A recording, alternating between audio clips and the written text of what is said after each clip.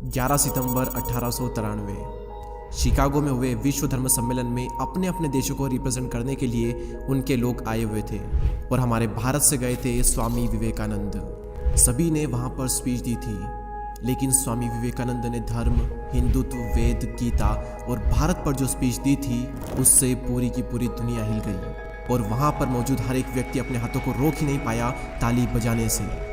जब मैंने Steve jobs की स्टैनफोर्ड स्पीच पर यह लिखा था कि विश्व की सबसे बेहतरीन स्पीच, तो उस वीडियो पर मुझे कई लोगों ने कमेंट किया था कि हमारे लिए विश्व की सबसे बेहतरीन स्पीच है स्वामी विवेकानंद की, जो कि उन्होंने दी थी शिकागो विश्व धर्म सम्मेलन में। तो क्यों ना उसका भी एक हिंदी ट्रांसलेशन हो ही जाए। तो अपने मन को फिर से सारी चिंताओं से मुक्त कर दीजिए और अपना पूरा फोकस वीडियो पर। तो आइए अब बिना एक भी सेकंड गंवाए हम शुरुआत करते हैं। अमेरिका के भाइयों और बहनों, आपके इस जोरदार स्वागत से मेरा हृदय अपार हर्ष से भर गया है। मैं दुनिया की सबसे पुरानी संत परंपरा और सभी धर्मों की जननी की तरफ से आप सभी को धन्यवाद देता हूँ। मैं सभी जातियों और संप्रदायों के लाखों करोड़ों हिंदुओं की ओर से भी आप सभी का आभार व्यक्त करता हूँ। मेरा धन्यवाद उन सभी वक्ताओं को जिन्होंने इस मंच से यह कहा कि दुनिया में सहनशीलता का विचार पूरब के देशों से फैला है। मुझे गर्व है कि मैं उस धर्म से हूँ जिसने दुनिया को सहनशीलता और सार्वभौमिक स्वीकृति का पाठ पढ़ाया है।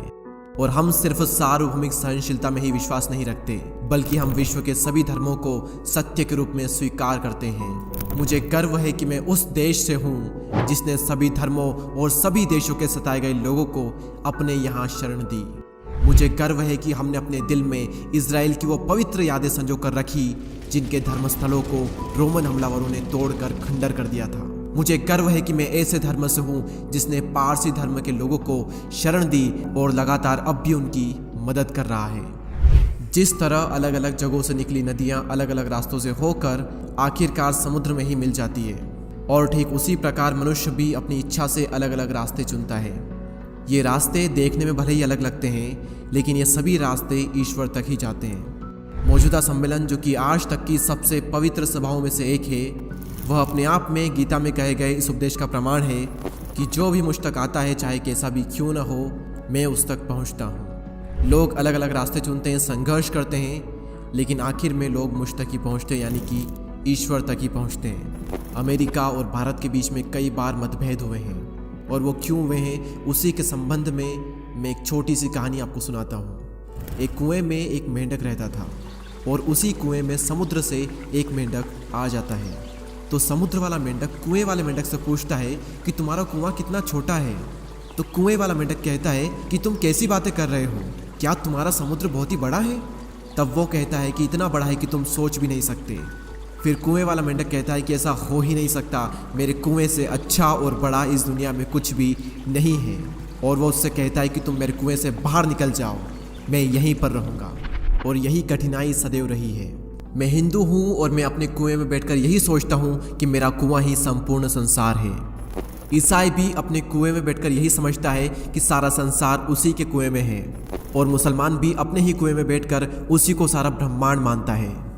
देखिए, दुनिया में 3 धर्म हैं जो कि पौराणिक काल से हमारे बीच में चले आ रहे हैं: हिंदू धर्म, पारसी धर्म और यदुही धर्म। लेकिन यदुही धर्म ईसाई धर्म को अपने अंदर समाहित नहीं कर पाया है, जिसके कारण उन्हें अपने जन्म स्थान से ही बाहर निकाल दिया गया, और वहीं पर सिर्फ मुट्ठी भर पारसी ही बचे हैं अपने महान धर्म की कहानी बताने के लिए। लेकिन भारत में एक के बाद एक न जाने कितने ही संप्रदायों का उदय हुआ, और उन्होंने वैदिक धर्म को जड़ से हिलाकर रख दिया। हिंदुओं को अपना धर्म वेदों के माध्यम से रहस्य प्रकट करके मिला है। उनका मानना है कि वेदों का ना तो कोई अंत है और ना ही कोई आरंभ।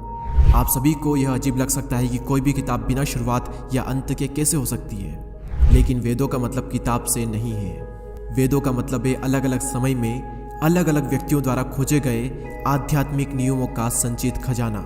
जिस प्रकार गुरुत्वाकर्षण का सिद्धांत मनुष्य के पता लगाने से पहले भी काम करता था, और अगर मनुष्य जाति उसे भूल भी जाए तो भी वह अपना काम करता ही रहेगा, और ठीक यही बात आध्यात्मिक जगत का पालन करने वाले नियमों के संबंध में भी है। वेद हमें यह सिखाते हैं कि सृष्टि का ना तो कोई आरंभ है और ना ही कोई अंत। कुछ लोग जन्म से ही सुखी होते हैं, तो कुछ लोग जन्म से ही दुखी होते हैं। कुछ लोग पूर्ण स्वास्थ्य का आनंद भोगते हैं, तो कई लोगों के हाथ पांव नहीं होते। कई लोगों को सुंदर शरीर, सुंदर चेहरा, उत्साहपूर्ण मन और सभी आवश्यक सामग्रियां मिल जाती है, तो कुछ लोगों की पूरी जिंदगी दुख में कट जाती है। तो ऐसा क्यों है कि एक ही ईश्वर ने अलग अलग तरह के लोगों को उत्पन्न किया, एक को सुखी बनाया तो दूसरे को दुखी बनाया? ऐसा क्यों किया? भगवान ने ऐसा पक्षपात क्यों किया? देखिए, सभी धर्मों में यह बताया जाता है कि ईश्वर भेदभाव नहीं करते। इसीलिए जन्म से पहले ही कुछ ऐसे कारण रहे होंगे जिसके फल स्वरूप इंसान सुखी या दुखी होता है, और वे कारण हैं उसके पिछले जन्म के कर्म। और वेद हमें प्रेम के संबंध में भी इसी प्रकार की शिक्षा देते हैं। प्रेम के संबंध में भगवान श्री कृष्ण उपदेश देते हैं कि मनुष्य को इस संसार में कमल के पत्ते की तरह रहना चाहिए। कमल का पत्ता जैसे पानी में रहकर भी उससे भीगता नहीं, उसी प्रकार मनुष्य को संसार में रहकर उसका हृदय ईश्वर में लगा रहे और हाथ कर्म में लगा रहे। इस लोक में या परलोक में पुरस्कार की आशा से ईश्वर से प्रेम करना कोई बुरी बात तो नहीं है, लेकिन केवल प्रेम के लिए ही ईश्वर से प्रेम करना सबसे अच्छा है। भगवान से केवल यही प्रार्थना करनी चाहिए कि हे भगवान, मुझे न तो संपत्ति चाहिए, न संतति, न ही विद्या। केवल इतना ही दे दे कि मैं फल की आशा छोड़कर तेरी भक्ति करूं और केवल प्रेम के लिए ही तुझ पर मेरा निस्वार्थ प्रेम हो। और मैं आपको एक बहुत ही कमाल की छोटी सी कहानी सुनाना चाहता हूँ। श्री कृष्ण के शिष्य युधिष्ठिर एक समय सम्राट थे, लेकिन उनके शत्रुओं ने यानी कौरवों ने उन्हें सिंहासन से निकाल दिया और अपनी पत्नी और भाइयों के साथ उन्हें हिमालय के जंगलों में रहना पड़ा। और वहाँ पर उनकी पत्नी द्रौपदी ने उनसे पूछा कि आप इतने श्रेष्ठ पुरुष हैं, मनुष्यों में सर्वोपरि पुण्यवान होते हुए भी आपको इतना दुख क्यों सहना पड़ रहा है? और तभी युधिष्ठिर ने उत्तर दिया कि महारानी देखो, यह हिमालय कितना भव्य और सुंदर है, मैं इससे बहुत ही प्रेम करता हूँ। ये हिमालय मुझे कुछ नहीं देता, लेकिन मेरा स्वभाव ही ऐसा है कि मैं भव्य और सुंदर वस्तुओं से प्रेम करता हूँ, और इसी कारण मैं इस हिमालय से प्रेम करता हूँ। प्रेम करना मेरा स्वभाव है और मैं इसलिए ईश्वर से प्रेम करता हूँ। मैं किसी बात के लिए प्रार्थना नहीं करता, मैं उससे कोई वस्तु नहीं मांगता, उसकी जहाँ इच्छा हो मुझे रखे। मैं सभी अवस्थाओं में केवल प्रेम करूँगा और मैं प्रेम से कोई सौदा नहीं कर सकता। अब हम दर्शन की अभिप्साओं से उतरकर ज्ञान रहित लोगों के धर्म की ओर आते हैं। और यहाँ पर मैं आपको पहले ही बता दूं कि भारतवर्ष में अनेकेश्वरवाद नहीं है और न एक देववाद से इस स्थिति की व्याख्या की जा सकती है, क्योंकि गुलाब को चाहे दूसरा कोई भी नाम क्यों न दे दो, उसकी सुगंध वैसी ही रहेगी। केवल नाम से व्याख्या नहीं की जा सकती। और बचपन की एक बात मुझे यहाँ पर याद आती है कि एक ईसाई मनुष्यों की भीड़ में खड़ा होकर अपने धर्म का उपदेश दे रहा था, और बातों ही बातों में वह हिंदुओं से कह गया कि अगर मैं तुम्हारी देव मूर्ति को एक डंडा लगाऊं तो वो मेरा क्या कर सकती है? तभी वहाँ पर खड़े हुए एक शख्स ने उत्तर दिया कि अगर मैं तुम्हारे ईश्वर को गाली दे दूं तो वो मेरा क्या कर सकता है? तभी उस ईसाई ने कहा कि वह मरने के बाद में तुम्हें सजा देगा। तभी वह हिंदू तन कर बोल उठा कि ठीक उसी तरीके से जब तुम मरोगे तो हमारी देव मूर्ति तुम्हें भी कठोर दंड देगी। और यहाँ पर मैं जो कहने वाला हूँ उसे ध्यान से सुनिएगा। अंधविश्वास मनुष्य का महान शत्रु है, लेकिन कट्टरता तो उससे भी बढ़कर है। और एक बात मैं आपको अवश्य बता दूं कि भारतवर्ष में मूर्ति पूजा कोई जघन्य बात नहीं है, वह कोई व्यभिचार की जननी नहीं है, बल्कि वह अविकसित मन के लिए उच्च आध्यात्मिक भाव को ग्रहण करने का एक उपाय है।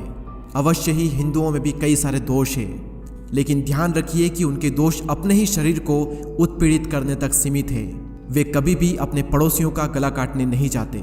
एक हिंदू भले ही चिता पर अपने आप को जला डाले, लेकिन वह विधर्मियों को जलाने के लिए कभी भी अग्नि प्रज्वलित नहीं करेगा।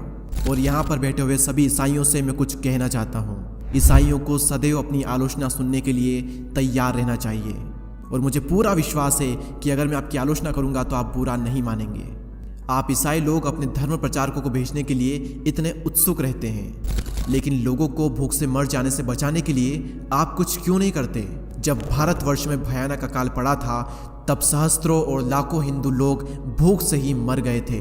तब आप ईसाइयों ने उनके लिए कुछ क्यों नहीं किया? आप हिंदुस्तान में अपने धर्म का प्रचार करते हैं, उनके लिए गिरजाघर बनाते हैं।